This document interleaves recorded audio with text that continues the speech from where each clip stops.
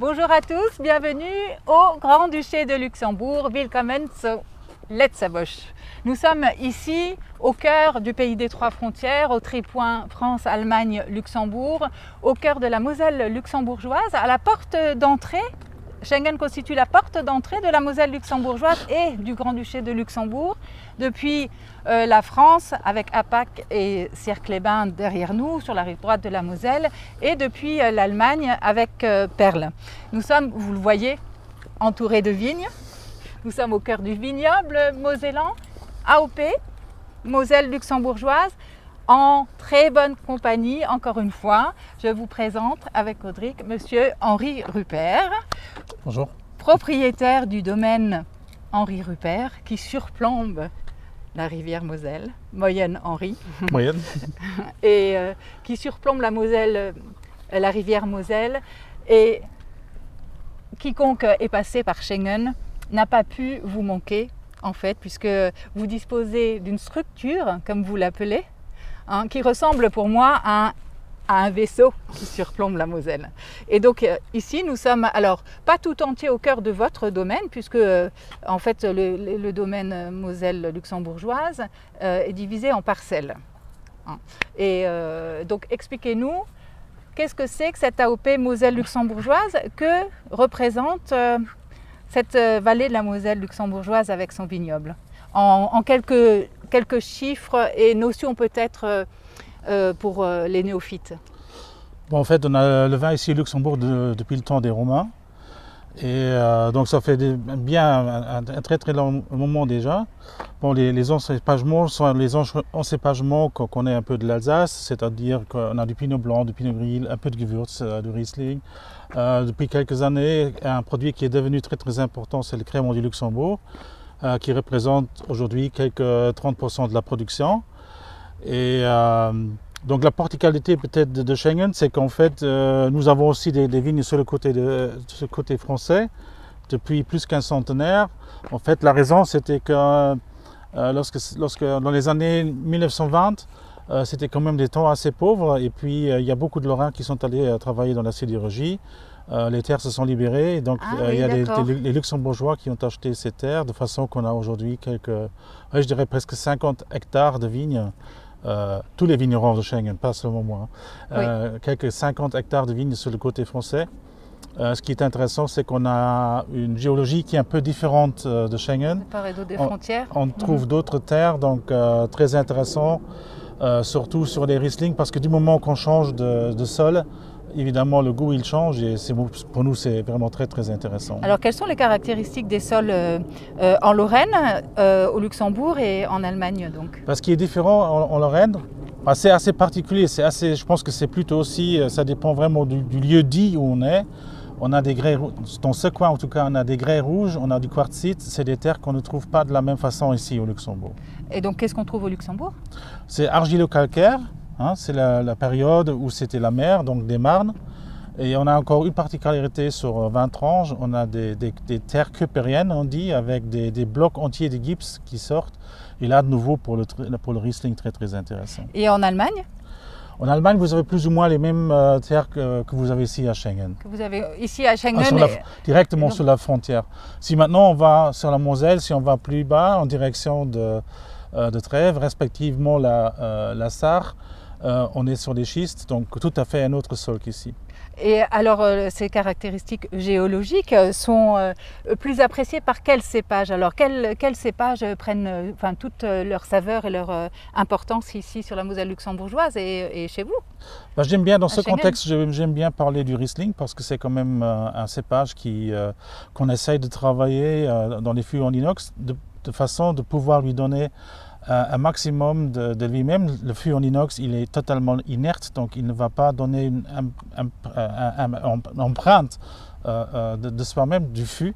Donc on essaie de travailler vraiment le lieu-dit et le cépage. Et donc si on travaille sur 4-5 différentes terres, on peut très très bien démontrer que par rapport à ce cépage, le goût il change tout simplement en fonction du sol d'où il vient. Et alors là, par exemple, nous sommes devant quelques rangées de vos vignes. Oui. Alors voilà, on peut par exemple pénétrer dans cette rangée et puis regarder peut-être l'état du vin, faire avec vous ce que vous faites tous les jours. Expliquez-nous, la vigne, on est où? On est aujourd'hui, on est à mi-août, on va dire. Oui. Et où en est votre raisin? Et qu'est-ce que vous faites tous les jours quand vous venez promener Sauvignon, votre chien? Je regarde un peu le niveau sanitaire, s'il y a des moisissures, des pourritures, des champignons. Donc là, on est Et là, alors, on est comment? Il y a un état sanitaire très bien. En fait, ce qui m'intéresse aussi, c'est l'état des raisins. Là, vous voyez des raisins qui sont très étalés, donc on peut les tourner comme ça. Ah oui, c'est souple en fait. Hein, ça, c'est souple. La grappe est souple. Ça, c'est quelque chose qu'on cherche. Et pourquoi? Celui-là, c'est important? je vais montrer parce que là, c'est un peu plus compact. On va peut-être regarder si on trouve une grappe qui est encore plus compacte. Parce que là, c'est pas encore fini. Ça va, là, vous voyez, là, je tourne, c'est clair. Oui, ça, hein, vous voyez, oui, c'est souple. Là, c'est nettement plus compact. Et là, il va encore s'agrandir. Et le problème de ce type de raisin, lorsqu'il va mûrir, s'agrandir encore, s'il y a un grain qui éclate, vous allez tout de suite avoir un nid de pourriture. Ah oui, ça va pourrir, ce qui fait qu'à la rigueur, l'ensemble du raisin peut pourrir, mais pas ici. Parce que là, si un grain s'éclate, il va sécher, il va tomber, il ne va pas abîmer les autres. Et ça, c'est des raisins qu'on peut laisser davantage plus longtemps sur les pieds, oui. Alors, donc avec une maturité supplémentaire. Vous les assouplissez donc? Ce qu'on peut faire, c'est, mais le stade maintenant, il est un peu trop tard, on peut faire ceci. Ah oui. Voilà, on enlève et puis ça va se refermer vers le derrière, mais comme ça on a beaucoup moins de grains sur le raisin. Oui, on oxygène en quelque sorte le raisin. Si, on pourrait le nommer comme ça, oui. D'accord. Oui. C'est quelque chose qu'on fait systématiquement dans l'une ou dans l'autre vigne, ça dépend le cépage. Par exemple, j'ai un pinot noir où on l'a fait complètement, parce que c'est un clone et il a tendance à devenir trop compact. Et surtout dans les rouges, on ne cherche pas du tout la pourriture, justement le contraire, il faut les garder le plus sainement possible. Et c'est pour ça qu'on a fait le choix dans cette vigne de faire ce travail complètement, mais c'est un travail de fou. Il faut vraiment énormément d'heures, tout se passe à la main et donc c'est un travail de fou. Vous ne le faites pas tous les jours sur vos 20 hectares? Non, non. Alors comment ça se passe? Il faut aller voir, en fait, il faut contrôler ces vignes, il faut contrôler premièrement le rendement, quel rendement je veux avoir pour atteindre mon niveau mon niveau de sucre. Par rapport à ça, on fait le choix, est-ce qu'on fait ça, est-ce qu'on ne le fait pas. Après, on peut toujours aussi couper des raisins entiers. En gardant ceux-là, on coupe ceux-là. Donc moins de raisins, plus haute qualité. Plus haute qualité, plus de sucre. Plus de sucre, plus d'arôme, moins d'acidité. Ouais. Et donc là, on a affaire à quel cépage? Ça, c'est un pinot blanc. C'est un pinot blanc. Et alors, moi n'y connaissant rien, effectivement, je ne peux pas faire la différence entre les cépages. Mais vous, à l'œil nu, vous la faites forcément. Mais comment vous reconnaissez le pinot blanc donc? Si on ne connaît pas la vigne, si on est dans un endroit qu'on ne connaît pas, on peut toujours se référer un peu aux feuilles. Ah, oui. Donc là, vous avez sur le pinot blanc, par exemple, vous avez une feuille qui est assez ronde, assez lisse. Là, on a un rivaner, on peut aller jeter un coup d'œil. Ah oui. Effectivement. Déjà, la couleur, en fait, finalement, n'est pas la même. La couleur des feuilles, c'est beaucoup plus clair, non? Oui, c'est plus clair. Oui. Ah oui, elle est plus découpée. Oui. D'accord. Donc, par rapport à cela, on peut se repérer, mais à ce stade-là, même en tant que vigneron, ça pourrait être aussi un auxerrois ou à la rigueur un pinot gris. Mais là c'est clair que c'est un rivaner et ça, c'est quelque chose que chaque vigneron qui a un peu d'expérience, même s'il ne voit pas que le raisin est mûr, il peut faire la distinction entre ces types de cépages. Maintenant je saurai peut-être. Et donc là, nous avions affaire au pinot blanc, vous m'avez dit, hein, c'était du pinot blanc. Oui, tout à fait. Et donc le pinot blanc, c'est le cépage emblématique de la Moselle luxembourgeoise? Non, je dirais plutôt que c'est les dernières décennies, c'était plutôt le pinot gris. Le pinot gris, je dirais par sa simplicité pour le boire. C'était peut-être aussi une question de mode, mais là je ne suis pas totalement sûr. Après, mais vous savez, le pinot gris n'a pas tellement d'acidité. Il est très fruité, simple à boire. En gastronomie, quelquefois trop sucré, je suis bien d'accord. C'est-à-dire que c'est les gastronomes, les restaurateurs cherchent, ou les sommeliers cherchent plutôt des vins qui sont secs. Et comme le pinot gris de soi-même, il n'a pas beaucoup d'acidité, on peut avoir la sensation qu'il est trop sucré ou qu'il manque un peu d'acidité. Mais pour le boire tout simplement ça, à midi, ou sans qu'on mange avec, c'est un cépage qui s'apprête à à plein de fêtes, à plein de moments à le À déguster. des et moments festifs, donc à ouais. l'apéritif? Oui, Pinot oui, Gris par plutôt à exemple, l'apéritif? oui. Non, Oui. non, aussi en mangeant, mais moi je préfère à ce moment-là des Pinot Gris plus secs en D'accord. mangeant. Mhm.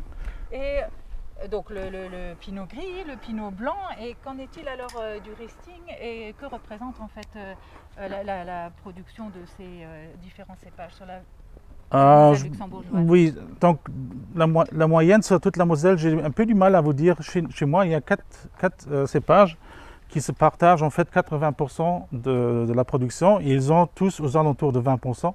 C'est le Pinot Blanc, le Pinot Gris, le Pinot Noir et le Riesling. D'accord. Après, on a encore les Elbling, très peu. Ça ne joue plus un très Ok. très gros rôle.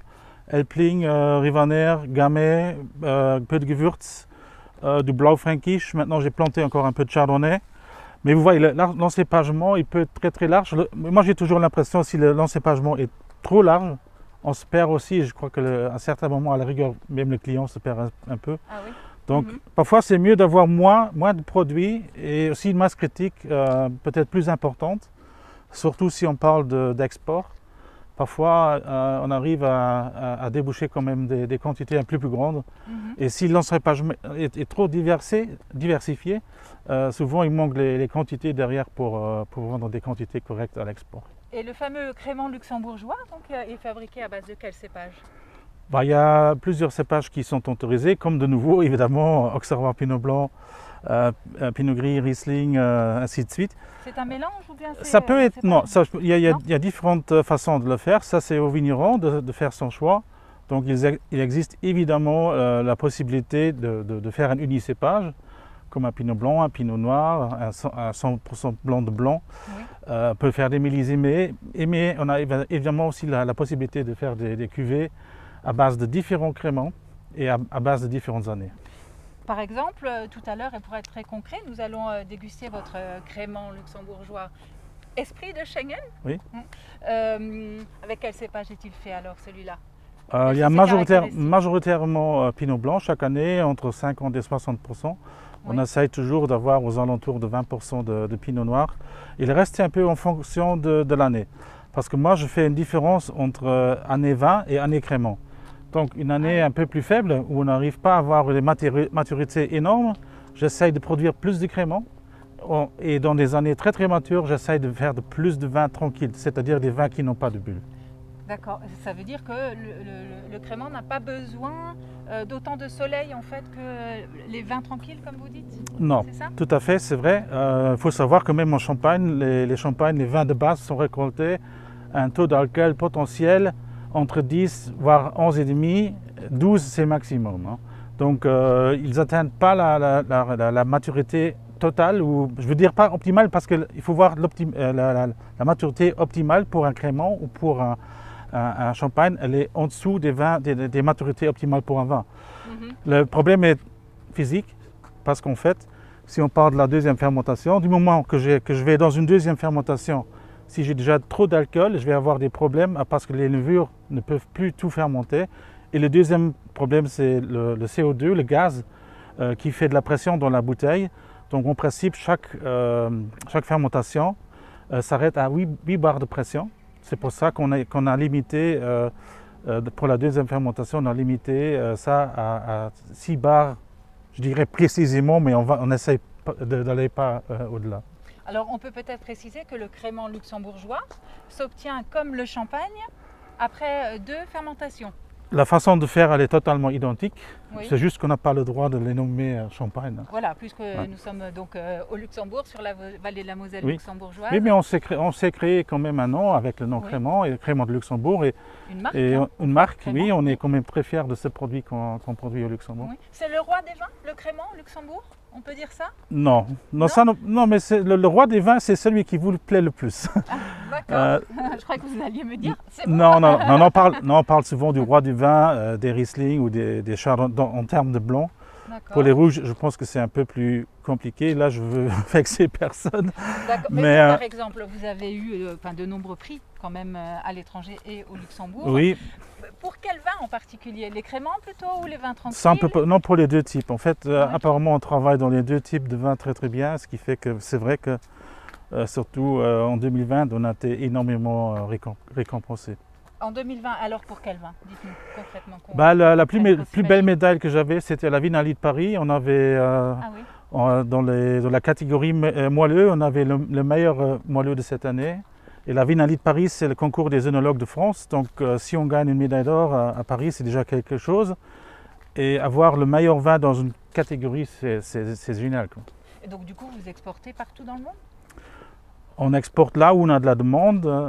Bon, vous savez, avec 20 hectares, ça peut sembler grand, mais en vérité, on reste à l'échelle mondiale, c'est petit. Souvent, il nous manque. Luxembourg est aussi un petit pays. Oui, donc, voilà. Souvent, il nous manque un peu les masses critiques. Donc, en fait, on essaye de se retrouver sur des marchés niches, hein, mais évidemment, avec le Luxembourg aujourd'hui à 1300 hectares, il y a des communes en France ou des particuliers qui tiennent plus de vignobles que toute la Moselle luxembourgeoise. Oui. Alors, vous parliez donc de l'année à crément ou à vin. Comment se présente cette année que nous vivons, 2021, au niveau du vin? Ce sera une année à vin tranquille ou à crément? Je pense que ça va être 50%, 50-50. Parce qu'en ce moment, c'est vrai qu'on avait du retard par rapport à la floraison, au démarrage. Il faisait très froid au mois de mai. Pluvieux, froid, et maintenant tout le retard qu'on avait, on a regagné ce retard parce qu'il faisait très très bien en juin, la vigne a explosé carrément, et maintenant on est vraiment dans les délais, et avec le temps qu'il nous annonce maintenant, les 14 jours à venir en août, je pense que ça va être une année moyenne ou bonne, also, mais je suis pas négatif parce que... Donc crément ou vin? Les deux. Non, on ne peut pas le dire comme ça. Là, c'était pas, vous ne pouvez pas encore le dire. On ne peut pas le dire comme ça. On passe peut-être par ici, de sorte à ce qu'on identifie un petit peu l'entrée de votre vaisseau, parce qu'on ne sait pas tellement par quelle porte y entrer quand on arrive ici, en fait. Donc on voit bien les panneaux qui indiquent votre domaine Henri Rupert, mais en fait c'est noté en allemand. That's why. C'est pour ça. Donc Eingang, domaine Henri Rupert, on va laisser passer la voiture de Trèves, voilà. Et puis, donc vous disiez, on ne sait pas encore à l'heure actuelle si ce sera une année à crément ou une année à vin tranquille. On est obligé de faire les deux, mais c'est juste dans une année crément, j'essaye de faire plus de crément que de vin tranquille, et l'inverse, ça dépend maintenant. Mais ça, de le dire maintenant, à ce stade, j'ai du mal à vous le dire aujourd'hui. Alors, vous me disiez, je crois, en aparté, qu'en fait, vous avez du mal à répondre à la demande. Vous disiez aussi que 20 hectares, ça peut paraître énorme, mais finalement, par rapport à la demande, vous n'arrivez pas forcément à suivre. C'est vrai, surtout dans les créments. Les dernières années, on a très très bien évolué. Et si on dit crément, il faut aussi dire passage sur latte. Donc les créments restent un certain moment évidemment en cave sur latte pour qu'ils font leurs élevages en bouteille. Donc sur l'esprit, on est aux alentours de 12-18 mois sur latte, et sur notre top produit, on est sur 36 mois. Ce qui fait que du moment qu'on vend plus, la cave se vide, et là j'ai un peu peur qu'on va se retrouver avec des ruptures de stock. C'est pour la raison pour laquelle en fait vous avez un projet d'agrandissement ou plutôt de recentrage en fait de vos activités autour de cet équipement en fait, ou cette structure. Vous l'appelez équipement ou structure? Expliquez-nous pourquoi vous l'appelez comme ça justement. Pour moi, c'est un instrument pour travailler. C'est un instrument de travail. De premier lieu, c'est un instrument de travail pour faire le vin, pour élaborer le vin, le raisin. Pressurage, fermentation, ainsi de suite, embouteillage, stockage, mais instrument aussi dans le sens pour la vente. Donc on a un très très beau lieu pour accueillir les gens, et donc je le compare avec un instrument, et donc pour moi c'est l'instrument et pas la coque et pas le vaisseau. Voilà. Alors en fait tout se passe ici. Hein. Oui. On n'imagine pas comme ça effectivement de l'extérieur, mais en fait vous avez donc vos caves là où vous élevez le vin en barrique, hein, entre autres, on fait aussi du vin tranquille en barrique. Aussi, une partie de notre crément se fait élevage en barrique. Et après, on a les fûts en inox, ce que j'avais dit déjà tout à l'heure, qui nous permettent de très bien travailler, de définir vraiment très proprement le cépage et surtout aussi le lieu-dit. Voilà, donc c'est là où vous travaillez, là, la cave se trouve en dessous, contrebas. là, la porte donne accès en fait à votre bar à vin, puisque vous proposez donc ponctuellement dans la semaine, je crois que ça se passe le week-end, des dégustations de vin accompagnées de quelques mets et des spécialités luxembourgeoises en particulier. Et ça se passe, l'entrée c'est par là, et puis vous organisez bien sûr des événements de dégustation en fait privés, ouverts à tous ou accessibles comme ça quand vous êtes ouvert. Oui, bon, le bar à vin il est ouvert de mercredi à dimanche à partir de 15h, donc c'est public pour tout le monde. Et en temps normal, c'est-à-dire en temps hors Covid, on essaye aussi de faire des belles journées de dégustation avec des portes ouvertes. Mais actuellement, ce n'était pas possible. On est en train de refaire peut-être un week-end au mois de novembre, avec les restrictions Covid comme ils seront en place à ce moment-là. Voilà. Alors, on est à mi-août. Bientôt s'annoncent les vendanges. Je pense que ça se passe toujours autour du mois de septembre, les vendanges. En tout cas sur la Moselle luxembourgeoise, c'est ça? Oui, c'est vrai, mais les dernières années, surtout en 20, 19 et 18, on a même commencé quelques jours encore en août. Parce que justement, ce que j'ai expliqué par rapport au crément, il ne faut pas attendre trop longtemps, il faut préserver la fraîcheur, donc les acidités, il ne faut pas que ça monte trop en alcool. Donc ce qui détermine les premiers jours de vendange, c'est les créments. Et alors le vigneron que vous êtes, qu'a-t-il à l'esprit alors aujourd'hui?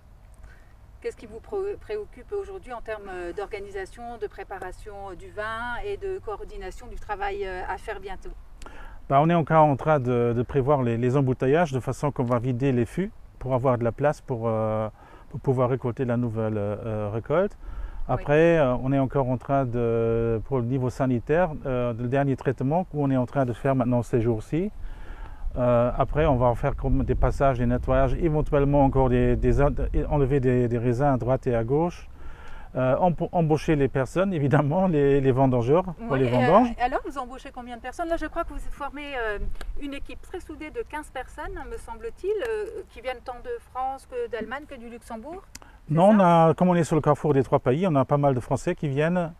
Et j'ai une équipe à plein temps de Polonais, donc ils ramènent aussi une partie de leur famille qui vient. Ah oui, ça c'est pour les vendangeurs. Je parlais de votre équipe au quotidien, c'est 15? C'est 15, oui. Voilà. Et l'équipe donc de vendangeurs ils vont être à 20. Qui arriveront, ils seront 20 en tout. Oui. Alors donc il y a des trois nationalités, et surtout des Français et des Polonais, vous me disiez. Oui, tout à fait. Ceux-là, ce sont des habitués en fait. C'est des habitués, oui. Et ça dure combien de temps donc les vendanges? Il y a quand même une bonne vingtaine de jours de travail. Hein. C'est par rapport à d'autres régions, ça peut sembler beaucoup, mais comme notre encépagement il est très large et comme les cépages, il y en a qui mûrissent plus tôt, il y en a d'autres qui mûrissent plus tard. Comme on se concentre pas seulement sur un ou deux ou trois cépages, ce qui fait qu'en fait c'est une vendange qui est très très étalée. Et le vigneron qui produit ses vins tranquilles, est-il tranquille et serein aujourd'hui en prévision des vendanges? Vous êtes serein? Assez tranquille, oui, parce qu'en fait maintenant le problème de tout ce qui pourrait être mildiou, idiome, ça va se terminer maintenant, donc on peut maintenant dire si on n'aura plus d'orage avec la grêle, pour ce qui pond dehors, c'est bon. Et pour le reste, c'est quand même une habitude. Hein. Je fais maintenant, je pense, la 35e vendange même. Et donc, par rapport à cela, ça me fait pas des frissons. J'ai pas peur de ce qui m'attend. Bon, alors si vous êtes serein et tranquille, on peut passer à la dégustation. On va passer à la dégustation. Par l'entrée des articles. Oui. Par l'entrée de l'instrument. L'instrument. Le vaisseau, comme je trouve.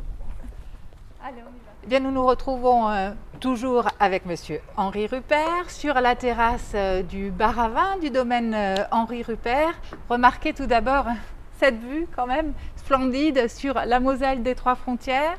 La Moselle qui traverse ce pays des Trois Frontières, France, Allemagne, Luxembourg. Vous avez d'ici la vue quand même la plus exceptionnelle et la plus confortable, j'allais dire, de la Moselle sur le pays des Trois Frontières, non Henri?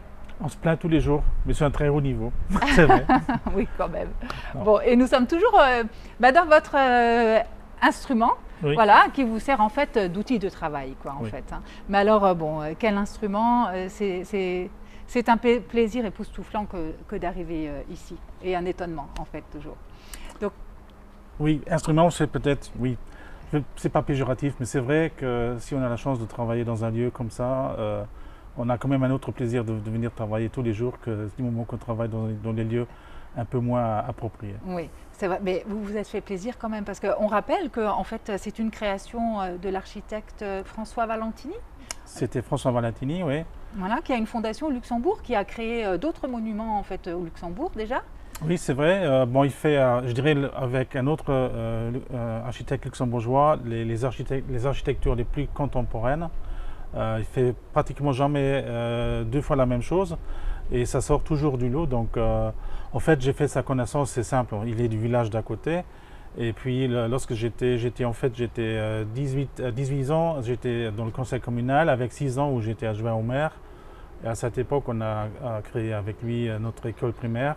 Ah Ce oui. que lui a fait juste en face de la fondation, de sa fondation aujourd'hui. Oui. Et donc, c'était un projet que j'ai suivi de très très proche. Et donc, le choix de prendre un des meilleurs architectes du Luxembourg, il était logique. Il était seulement logique. Alors, avant d'être installé ici, vous êtes installé ici d'ailleurs depuis quelle année? Donc, c'est pas si vieux que ça. Non, ce n'est pas si vieux. On est ici depuis 2008. 2008, d'accord. En fait, où j'étais avant, faut savoir que mon père, évidemment, il était aussi vigneron parce que je suis vigneron en 9e génération. Donc, de père en fils, depuis 9 générations. Donc, depuis quelle année? On peut retourner jusqu'à 1680. Ah oui, c'est énorme. Ouais. Alors, on peut se retrouver alors sur une petite dégustation tout en échangeant. Oui, bien sûr. Parce que sinon le temps va passer, on n'aura pas eu ce plaisir. Alors, il faut dire que normalement, nous aurions dû déguster la spécialité incontournable. En fait, quand vous voulez prendre un petit apéritif sur la Moselle luxembourgeoise, c'est le Riesling Pastate. Oui. Mais Audric a tout mangé. Oui. C'est pour ça qu'il ne boit pas. Non, mais en fait, il faut dire que le bar à vin est fermé et comme vous servez exclusivement du frais, eh bien, nous ne disposons pas aujourd'hui de Riesling Pastate, mais c'est vraiment à découvrir. Moi, je l'ai testé. Oui. C'est magnifique. Oui, en fait, on travaille à Mondorf avec un boulanger, le Klosterbrot, qui travaille avec des handicapés. Et ce qui est intéressant, ils utilisent notre vin pour la faire, pour les geler. Et donc, c'est vraiment une spécialité luxembourgeoise. Ça a été inventé par le père de Christian Kempf, qui est d'ailleurs un ami à moi. Ah oui. Ça fait une paire d'années. Et c'est un des produits emblématiques où, si on veut vraiment parler de la cuisine luxembourgeoise, je pense que ce sera ça. Parce qu'il n'y a pas tellement de vraie cuisine luxembourgeoise. On a des éléments de la cuisine allemande, de la cuisine belgique et de la cuisine française. Aujourd'hui, avec tous les migrants qui habitent au Luxembourg, il y a tellement d'Italiens, de Yougoslaves. Il y a 150 communautés au Luxembourg. Oui, c'est énorme. Oui, et donc, ces migrants tiennent aujourd'hui aussi beaucoup de restaurants. Oui. Mais en général, on peut dire que la cuisine luxembourgeoise, c'est plutôt une cuisine, je dirais, française, belgique ou allemande. Oui. Et alors, pour que les gens s'imaginent un petit peu, le Riesling Pastate, il a ceci d'étonnant. En fait, c'est un pâté au Riesling, Riesling Pastate en Letzerboyage. Un pâté au Riesling. Quelle est l'originalité? Je vous laisse nous décrire le Riesling Pastate. Ben, c'est surtout la gelée qui l'entoure. En fait, on fait comme une farce. Elle est roulée et aux alentours de cette farce, il y a une gelée qui tient en fait qui fait une partie de la consistance. Et dans cette gelée, on met du vin. Et on prend un vin qui a un peu d'acidité, un peu de punch. C'est pour ça qu'on prend du Riesling. Et à l'extérieur, il y a encore une pâte qui tient le tout. Alors après, c'est mis au four. Oui. Et donc c'est un peu la particularité. Et donc on peut le manger à la main. Si c'est des petits blocs, on a apéro. Et si c'est des grands blocs, évidemment, oui. Et donc c'est quelque chose qui se marie de merveille avec nos vins de la région. Oui. Et alors la particularité aussi, c'est que ça se mange froid, en fait, à l'apéritif. Ça se mange froid, mais on peut la manger aussi tiède. Ah oui? Oui, parce qu'il faut faire l'expérimentation. Lorsque c'est tiède, pour moi, ça relève plus d'arômes. Mais en général, ça se mange froid, mais je trouve que du moment que c'est tiède, c'est très intéressant aussi. Alors le pâté au Riesling, on peut l'accompagner d'un Riesling? Évidemment. Et d'un crémant luxembourgeois. Voilà, donc là, vous nous proposez l'esprit de Schengen. L'esprit de Schengen. Voilà, mais il souffle ici partout au pays des trois frontières, l'esprit de Schengen. Alors l'esprit de Schengen, on va peut-être montrer la bouteille. Voilà, à Audric. Voilà, esprit de Schengen, donc vous m'avez expliqué. Donc là, l'étoile au milieu avec les 5 rayons représentent les 5 premiers pays signataires qui étaient les 3 Benelux, la France et l'Allemagne. Ouais. C'est pensé. Oui, en haut dans les quêtes, on a tous les pays qui ont adhéré aujourd'hui à Schengen. Et donc ça c'était un peu l'idée, en fait, créer un vin européen, comme on a des raisins ici au Luxembourg, en Allemagne, en France. L'idée c'était de retrouver vinophilement ce qu'on a vécu avec les frontières qui ont disparu. Donc c'est un mélange. C'est un mélange de raisins, aussi. oui, de Voilà. cépages, mais aussi de provenance de France, surtout de France et Luxembourg. Oui. Moi, Un peu d'Allemagne ? Non. moi j'en ai pas, mais l'idée c'était d'acheter un jour aussi un peu en Allemagne une vigne. Mais actuellement, j'en ai pas. Mais d'ailleurs, il y a beaucoup de Chengenois qui ont des vignes en Allemagne aussi. Ouais. Alors j'allais dire, le crément luxembourgeois, c'est une appellation qui se suffit presque à elle-même. N'empêche qu'elle bénéficie aussi de l'appellation Moselle luxembourgeoise. Oui, tout à fait. C'est donc une AOP. Donc on avait à l'instant la discussion de savoir la différence entre AOP et AOC. Bon, a priori, ce serait plutôt administratif. L'AOP serait la mention européenne, l'AOC la mention nationale. Bon, on n'est pas très sûr, ça demande à être AOP, vérifié. appellation d'origine protégée, c'est vraiment, on protège, on fait de la provenance du produit. Et c'est ça l'idée derrière, qu'en fait que le vin il viendrait vraiment d'une région, dans notre cas c'est une région assez petite avec 1300 hectares. Et avant c'était AOC, et là il n'y a pas grand chose qui a changé, surtout le nom. Non, pour moi il n'y a pas grand chose qui a changé. Ouais. Parce que par exemple en Moselle, alors bon, déjà l'intérêt, ce qu'il faut peut-être savoir, c'est que l'AOP luxembourgeoise existe depuis des dizaines et des dizaines d'années, oui. Après la guerre, vous m'avez dit. Oui. Hein, oui. Alors qu'effectivement, bon, ça coïncide avec le renouveau de la vigne sur la Moselle luxembourgeoise. À peu près, à quelques dizaines d'années près, non? Oui, donc la date, il faudrait voir avec notre contrôleur de vin à quelle date ça a vraiment commencé avec la marque nationale. La marque nationale, je pense que ça a été aussi en même temps le commencement avec l'AOP, ou l'AOC à l'époque. Je pense que c'était quand même assez essentiel d'avoir un contrôle sur les vins, avec une traçabilité, avec des analyses qui se font et tout ça. On le voit très bien par rapport au crément, par exemple. C'est devenu un produit qui marche très bien, mais je pense que c'est aussi un résultat de ce succès. C'est un résultat de la réglementation. Oui. Donc on est réglementé, on n'a pas le droit de faire plus que 1000 litres de 1500 kilos. Le crément doit rester au moins 9 mois sur latte. Et il y a un taux minimum de sucre de maturité qu'il doit avoir au départ lorsqu'il est récolté.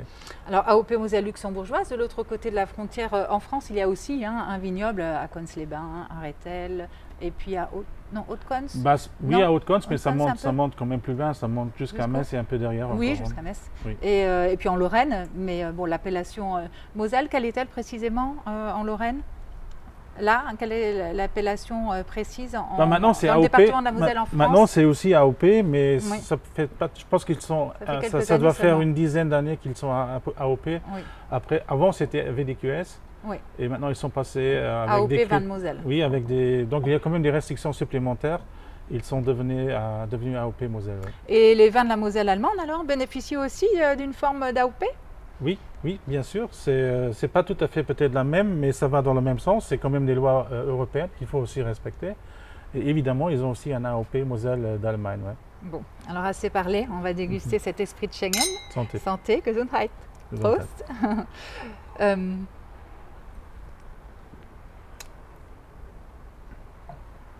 C'est quand même très élégant, c'est très rafraîchissant. C'est un très bon crément d'apéritif.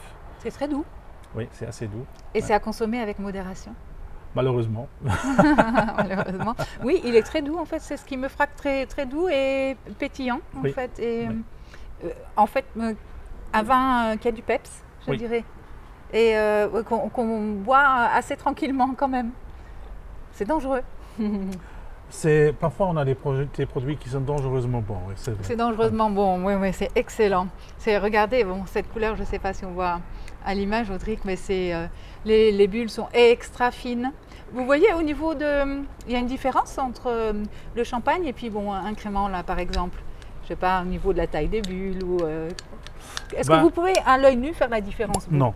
Ah non, d'accord. Non. On ne fait pas la différence, donc en fait, voilà, crément luxembourgeois équivaut à un champagne en fait. En termes de qualité, ça se peut, oui. Faut toujours faire attention à ce qu'on dit, mais Oui. c'est vrai que les produits, ils ont un très très bon niveau aujourd'hui, c'est clair, il n'y a rien à dire. Oui, oui. Vous savez bien, après la champagne, c'est protéger le nom. Oui, La bien façon sûr. de faire, elle est un peu différente. Comme ils vendangent un peu plus tôt, ils essayent de garder plus encore d'acidité que nous. Oui, mais Bah, rien n'égalera en fait notre champagne français. Je suis obligée de dire ça. Mais quand même, Mais quand c'est même. dangereusement mot. Non. Je ne sais pas si en général on boit aujourd'hui à l'échelle mondiale plus de bulles, mais c'est vrai qu'il y a plus de régions qui en font. D'ailleurs, je crois qu'il y a 8 régions en France qui font des créments. Après, en Italie, Oui. Franciacorta, ainsi de suite, on fait beaucoup de bulles. Mhm. J'ai l'impression qu'on en boit, ou la partie bulle, est-ce qu'elle est devenue en termes de vente à l'échelle mondiale, est-ce qu'elle est devenue plus importante qu'avant? Je n'en sais rien. Mais en C'est tout pas cas, vrai. au Luxembourg, on en boit beaucoup. Oui, et de plus en plus, parce que vous produisez certainement plus. Est-ce que l'ensemble du domaine viticole, la Moselle luxembourgeoise, s'agrandit d'année en année? Est-ce qu'on peut dire ça? Non, plutôt le contraire. Ah oui, pourquoi? Il a chuté les dernières années un peu.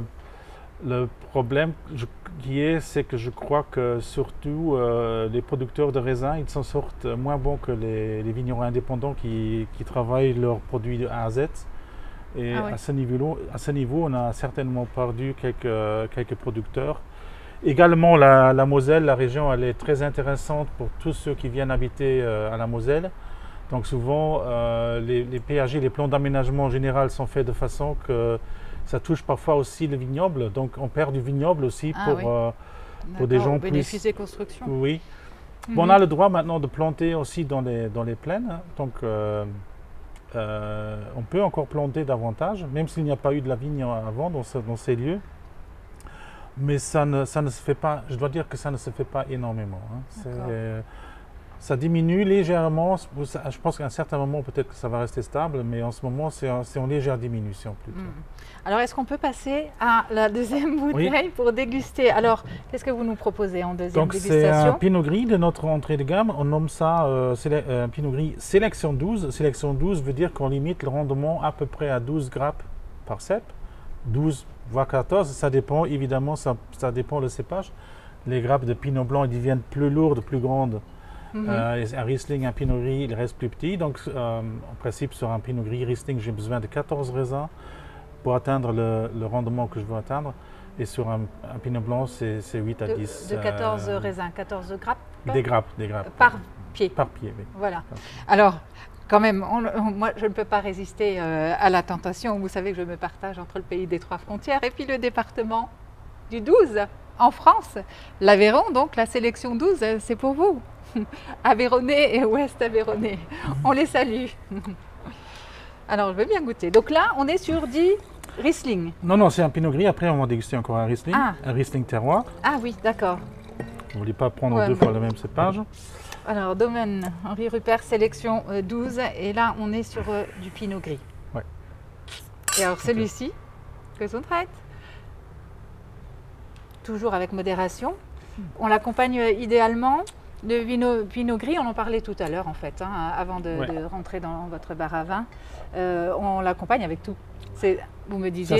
Ça se boit tout simplement comme ça l'après-midi sur une terrasse. Oui. Mais ça peut accompagner évidemment aussi des poissons à base de sauce à la crème. Vous pouvez aller sur la viande blanche, un veau, de la volaille sans problème. Il est très doux aussi. Il est très doux, c'est un Oui. 18 et les 18 ils étaient très 2018. faibles en acidité. Donc je peux très bien l'imaginer aussi sur un foie gras poêlé. Oui, sans problème. Hein. Oui. Avec sur des fromages. Donc, il y a plein de choses, plein d'idées. Ouais. L'Aveyron est entre autres le pays du foie gras, donc ça s'y prête je pense que complètement. Oui. Non, ça, Oui. ça pourrait le faire. Hein. Oui, vraiment. C'est bon. Audric, tu as tort. Alors, racontez-nous un peu comment vous en êtes arrivé là, quand même, parce qu'on peut se permettre, et puis c'est l'objet aussi de cette rencontre, de faire connaissance avec l'homme, parce que vous me disiez, quand je vous ai posé la question de savoir qu'est-ce qui fait la différence dans le vin, vous m'avez répondu, c'est l'homme, c'est le vigneron.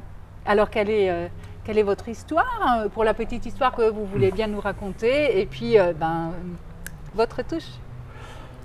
Ben, mon histoire, en fait, j'étais un peu feignant à l'époque dans l'école. Et puis, à un certain moment, on était 4 enfants. Et lorsque j'avais 15 ans, et ça n'avançait plus dans l'école, mais en fait, mon père m'a fait, lui, il a fait le choix que je devrais venir viticulteur. Mhm. Bon, à l'époque, ce n'était pas forcément la profession qui était située à l'échelle sociale la plus élevée. Oui. Donc, C'était j'étais pas- souvent une activité secondaire Oui, à l'époque. oui. Ben, vraiment à l'époque, parce que moi, je me rappelle encore qu'on avait des cochons, on avait des poules, on avait des lapins, on avait notre jardin de légumes, on avait des patates. Et puis, On était quasi autonourrissons, si vous voulez. ah Hein. oui, oui, oui. Oui, donc tous les vignerons dans le village, ils étaient aussi agriculteurs jusqu'à un certain moment. Et votre papa, vous me disiez, avait des stations essence. Oui, en fait, il a fait le bon choix dans sa vie de faire, entre autres du vin, il a fait le bon choix de faire sa vie aussi avec un autre liquide que du vin, c'était l'essence. Oui, parce qu'il faut dire qu'en fait, il y a beaucoup de tourisme de la pompe à essence aussi au Grand-Duché de Luxembourg, bien sûr, parce qu'on Oui. dit que l'essence est moins chère et Oui. c'est le cas. Oui. Et il y a eu un phénomène de développement des stations essence depuis ces années-là, c'est-à-dire les années 70. Non, plutôt. En tout cas, Ah mon bon? père, il a réfléchi dessus, je dirais en 62, je crois en 63, 64, il a commencé à développer la station. Bon, à l'époque, on avait très peu de clients parce qu'il n'y avait pas encore tellement de voitures. Et Oui. après, au fur et à mesure, ça s'est développé. Bon, il y a les taxes sur les alcools, sur les tabacs qui étaient nettement moins chers qu'en France et en Allemagne. Et donc, il y a ce trafic qui a commencé. Ah. Et ce qui est marrant aujourd'hui, en face de nous, à Perles, il y a maintenant Aldi Süd, il y a Lidl, il y a DM. Et c'est les magasins qui marchent dans ce village qui marchent le mieux dans toute l'Allemagne. Ah oui. La raison, c'est que les luxembourgeois maintenant vont aujourd'hui chez eux et que les Lorrains qui viennent aussi, je crois juste, ils viennent de Nancy même. Oui, oui. Et donc Nancy, en Meurthe-et-Moselle, oui. ils achètent pour des mois oui. parce que c'est nettement moins cher ici que Oui, chez eux. alors qu'avant, justement, vous le disiez, que les gens venaient consommer au Luxembourg du vin, Ouais, du c'est assez- chocolat, de l'épicerie, Ouais. etc. Et en fait, les frontières, enfin la fréquentation des pays voisins est toujours en mouvement finalement. Oui. Voilà, avant, les Luxembourgeois venaient beaucoup travailler dans la sidérurgie en Lorraine.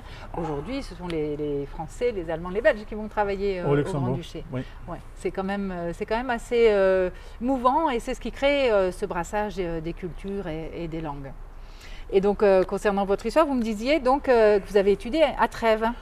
Oui, tout simplement, j'ai fait un apprentissage tout classique. J'ai pris le train ici. Je faisais Ici en face à Perles, oui, jusqu'à Trèves. Oui, je faisais donc le trajet tous les jours. On le voit, le train rouge là-bas d'ailleurs. Oui. Mhm. Et bon, ça marche assez bien. Tous les heures, on a un train. La ligne Perles. Donc j'ai fait ça pendant 3 ans.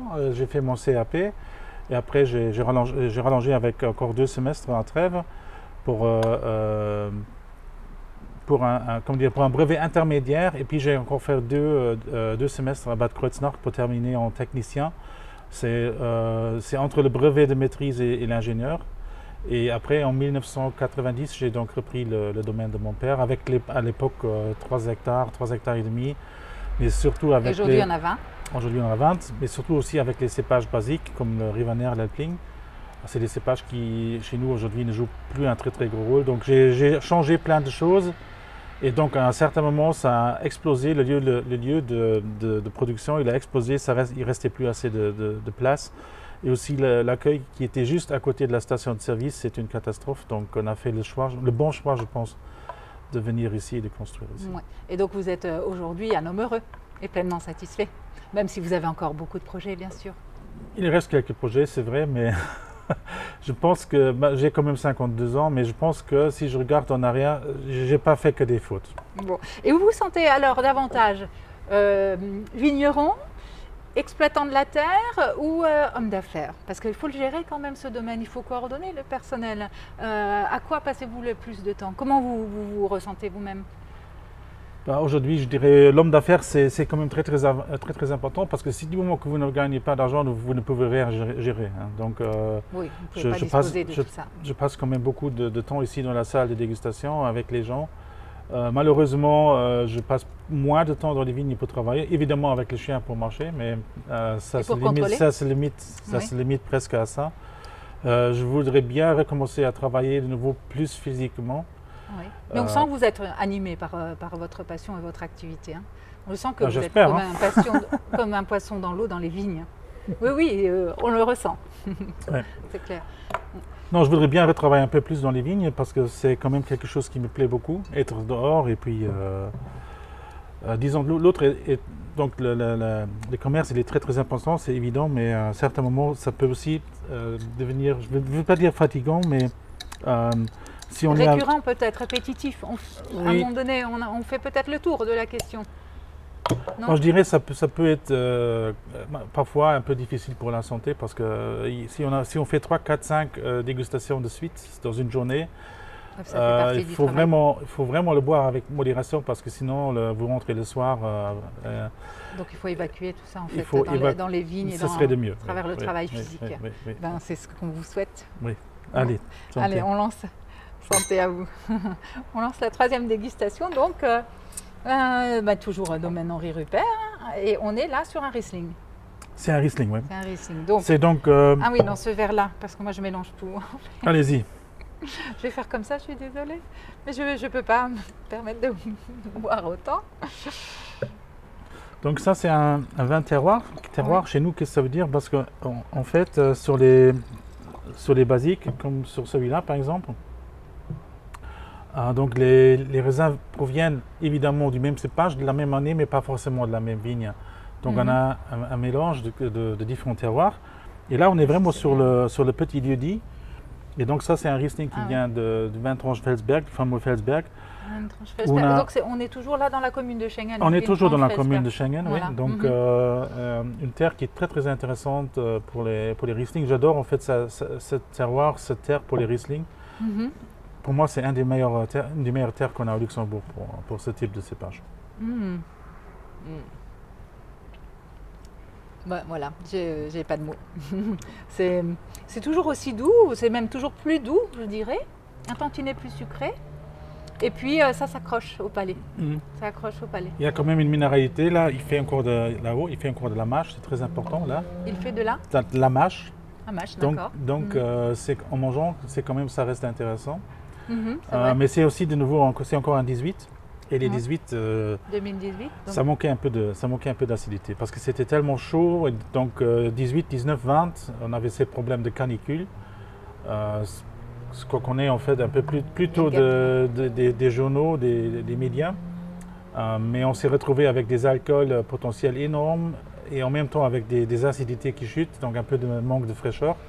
Donc à la rigueur, l'équilibre après, il va se retrouver à un autre niveau par rapport à ce qu'on est normalement. Donc ça, c'est plutôt un vin apéritif, le Riesling. Non, je dirais pas. On Non. peut très bien aussi l'utiliser en mangeant, mais c'est vrai que ce n'est pas l'équilibre habituel qu'on a dans notre région. Il accompagnerait alors aussi bien le foie gras que On pourrait. ce qu'on a bu tout à l'heure, la sélection 12 en Oui, pinot gris. On hein. pourrait. Oui, oui. Mhm. Bon, magnifique. Vous avez encore des questions, Henri?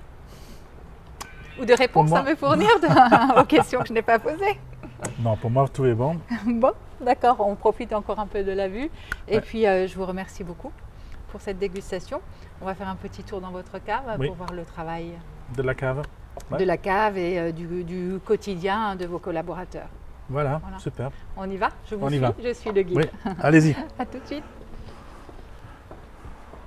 Nous sommes donc toujours avec Henri Rupert au sous-sol donc de son instrument, du vaisseau qui domine donc la vallée de la Moselle des Trois Frontières.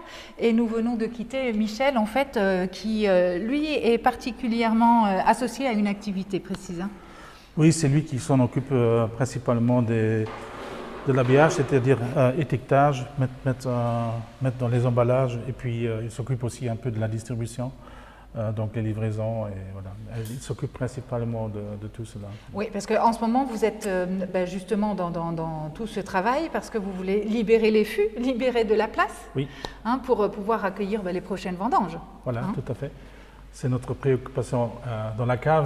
Donc vous répondez maintenant à la question d'il y a une heure. Non, c'est clair que bon, on n'attend pas une récolte en termes de quantité extravagante, mais il faut quand même faire de la place parce qu'en fait, on passe d'année en année. Et surtout, si on parle d'élevage en barrique, on est sur 12 mois pour les vins blancs et pour les rouges. Il y a justement un rouge qui est notre produit phare, Matache, qu'on laisse 18 mois en fût. De quoi C'est une- s'agit-il? C'est un pinot noir très très faible rendement, qui est à 20 hectos seulement, qui est donc notre produit phare. Et donc celui-là, on se permet de le laisser un peu plus longtemps, donc sur 18 mois.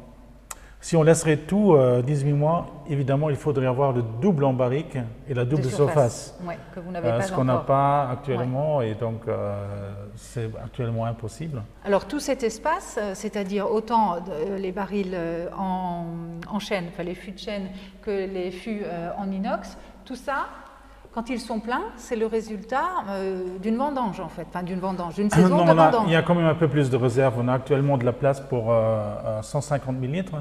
Et j'estime les vendanges qui aux alentours de 85 voire 90 000 litres. Ce qui pond dehors. Donc il va rester quand même un peu de place, parce que si elle est pleine, après il faut quand même sortir de temps en temps des vins pour les filtrer, pour les préparer pour les embouteillages. Donc il vous faut un peu de place supplémentaire. Si tout est plein, c'est pas marrant. Alors comment ça se passe? Il y a les vendanges et puis ensuite, dans quel état se retrouvent voilà, les vins dans les barils? C'est quoi l'étape intermédiaire? L'étape intermédiaire, c'est qu'en fait, ils reposent ici jusqu'à du moment qu'on décide de les embouteiller. Donc, ce qui est intéressant avec les barriques, la barrique nous donne quand même des goûts, des arômes supplémentaires par rapport à l'inox. Donc, c'est le raisin? Au départ, c'est le raisin. On fait une petite barriques. partie de la fermentation, une période de la fermentation, elle se passe quand même en inox, un tiers à peu près. Ah oui, d'accord. Parce qu'au départ, le vin, il a tendance à fermenter rapidement. Donc, parfois, on a de la mousse. Ça mousse très fort, même, parfois. Et dans les barriques, on peut les remplir jusqu'à la moitié, ou voire 2 tiers. Et s'il y a une partie de la fermentation se fait en fûts d'inox, qui sont thermorégulés, on peut remplir déjà les fûts un peu plus hautement, de façon que ça ne déborde pas et que ça reste plus net et plus propre. Donc, c'est la première étape, la mise en barrique fût de chêne ou fût en inox, après les vendanges, c'est ça? Après les vendanges, oui. Donc, c'est clair qu'il faut passer par la fermentation. Oui. Dès qu'il y a de l'alcool, les jus sont protégés, d'accord? Et donc, il faut passer par cette étape. Mais lorsqu'ils ont terminé leur fermentation, on les complète complètement, vraiment complètement. Après, on les laisse tranquilles. Et au mois de février, mars, avril, on regarde est-ce que c'est nécessaire de faire un bâtonnage, parce qu'ils restent sur lit. Le bâtonnage fait que la lie reste en suspension, et en fait ça va nous libérer des monoprotéines, et ça c'est quelque chose de très très intéressant. D'ailleurs, tous les levages en vin tranquille, si c'est du blanc ou du rouge, ils restent sur une partie de leur lit à cause de ces monoprotéines qui se dégagent toujours, et donc on les laisse tout simplement se reposer. En fait, après les vendanges, en hiver, le vin va se rétrécir un peu parce que la température de la cave va baisser, et au printemps, en été, ça va faire le contraire. Et ce mouvement fait que les levures aussi les phases de la lune, fait que les levures sont un peu en suspension, et ça nous donne les fameux monoprotéines. Après, on fait un soutirage. On les met en fût, et puis après ils sont embouteillés. D'accord, mais alors, il y a quand même une étape qu'on a manquée, mais vous avez la réponse, je sais. Donc c'est l'étape du tri. Et en fait, avant la mise en fût, il y a bien sûr le tri des raisins. Mais il s'effectue sur place. Et à la main. On vendange tout à la main. On a en fait des baquets qui font aux alentours de 20 kg. On n'a pas des bassines plus grandes. Parce que du moment que vous avez un cépage qui est très très mûr, la peau devient très très fine. Et donc ce qui se passe, c'est que en bas, les peaux vont s'écraser, ça va libérer du jus. Et si on a des températures élevées, on a déjà les premières fermentations, les premières bactéries qui commencent à travailler dans la vigne. Et avec des baquets où on n'en met pas beaucoup, on n'en tasse pas beaucoup, on peut éviter cela. Donc on a tout à fait une autre qualité si on travaille de cette façon. Et d'ailleurs, la vendange à la main nous permet dans la vigne de voir, chaque vendangeur est averti. Je lui dis, c'est simple, tout ce que tu ne voudrais pas manger dans le raisin n'a rien à voir dans la bassine. Donc on le jette. Après, il faut quand même les contrôler, les gens, parce qu'il y en a qui comprennent, il y en a d'autres qui ne comprennent pas, et il y en a d'autres qui pensent qu'ils s'en foutent. Mais on ne peut pas se permettre d'avoir des gens qui ne veulent rien savoir. Il y a un contrôle du tri. Il y a un contrôle du tri, et à la rigueur, on doit trier les gens. Ah oui, ça. Parfois, il faut aussi trier les gens de façon, si ils ne veulent pas, alors ils ne peuvent pas rester chez nous, parce On a vraiment une hygiène sur le raisin qui est irréprochable. On a une hygiène, je dirais, qui est à 98-99%. Le dernier grain qui a un problème à l'intérieur de la grappe, vous ne pouvez pas le voir, mais quand même, on est très exigeant par rapport à cela. Et c'est très, très, très, très important pour bien supporter, pour bien digérer les vins, le niveau sanitaire du raisin. Alors là, vos équipes sont formées. Les équipes pour les vendanges 2021 sont formées. Vous avez toujours besoin Les responsables sont formés. Il y en a une partie qui l'a vu, mais il y a toujours quand même un petit flux, il y a toujours quelques personnes qui sont nouveaux. Oui. Donc il faut les avertir, il faut leur dire, il faut les contrôler tous les jours. Oui. Alors ce que je voulais dire par formé, c'est vous n'avez besoin de plus personne là pour l'instant, vous avez tout le monde. Non, il y a Michel qui était là tout à l'heure qui s'occupe aussi de la vendange. Donc lui, si je lui dis on va dans telle vigne et on trie, on travaille de cette façon, alors lui il sait et puis il fait le contrôle des vendangeurs s'ils le vendangent correctement. Les vendanges, c'est 3-4 semaines 4 semaines. Ah ouais, ça c'est intensif, vous devez avoir hâte d'en avoir fini aussi avec les vendanges. Et puis de constater que la récolte est bonne. Oui, on est content, on est toujours content lorsque ça commence, mais on est aussi très très content lorsque ça se termine. Ah oui, quand ça commence aussi. Ouais. Et alors là, dans quel état est le raisin qui est actuellement là dans ces fûts de chêne par exemple? Est-ce que par hasard on peut voir ce qui se passe dans le fût de chêne ou c'est pas visible? Non, non, dans le fût en bois, parfois il existe des barriques qui ont des cercles transparents, mais nous on n'en a pas, et donc de toute façon à ce moment-là on ne voit pas grand-chose. C'est intéressant pendant la période des vendanges, là on voit vraiment se passer quelque chose, mais là actuellement on ne voit rien du tout. Voilà, donc après cette étape donc de mise en barrique, en fût de chêne ou en inox, vous passez à l'embouteillage. Après, on passe à l'embouteillage. Au bout de 1 an, 15 mois ou 18 mois, c'est ça? D'élevage. En général, une année, oui. En moyenne, une année quand même. Et donc, où se passe le travail de la mise en bouteille? Moi, je n'ai pas de machine pour le faire. Donc, on travaille avec un prestataire. Le prestataire, il vient 5-6 fois par année. Et par jour, on est capable d'embouteiller aux alentours de 20 000 bouteilles. Donc, ce qui fait que une machine que j'utilise 5 jours ou 6 jours en année, pourquoi l'acheter? Alors on fait ça avec un prestataire. Donc il vient chercher les barriques? Non, il s'installe, il installe sa machine. Ah oui. Nous on achète les bouteilles, les bouchons, et puis il vient juste prester pour l'embouteillage. D'accord, et donc il vous laisse ensuite les bouteilles? Oui, de temps en temps, on lui donne quelques-unes s'il est intéressé par l'un ou l'autre produit, mais en général… Oui. Non, mais ce que je veux dire, c'est qu'il ne les travaille pas par la suite chez lui. Non, il n'y a plus rien. Ok, et donc là, on en revient à ce par quoi on a commencé. Donc l'embouteillage, attention, Dric, il y a une machine derrière toi, par l'embouteillage qu'on a vu tout à l'heure en début de circuit. Oui. Voilà, et là, le travail est terminé, ou plutôt, le travail commence pour vous. En tant qu'homme d'affaires. Ouais. Voilà, ouais, donc là, pour vous, c'est plutôt une période tranquille alors aussi? Maintenant? Avant les vendanges Oui, à l'époque, ça l'était encore plus. Maintenant, on travaille encore plus qu'à l'époque, encore dans la zone des raisins. Il faut contrôler s'il y en a de trop, enlever des feuilles, donc faire du effeuillage pour que les raisins sont plus exposés au soleil. Mais ça dépend aussi de l'année, on ne peut pas dire que telle année c'est bon, l'autre c'est bon, c'est toujours en fonction de l'année. Comme chaque mouvement, tout ce qu'on fait, c'est toujours en fonction de l'année. Donc il y a beaucoup d'expérience derrière. Il n'y a pas de schéma F, on dit maintenant on fait comme ça et c'est chaque année pareil, pas du tout.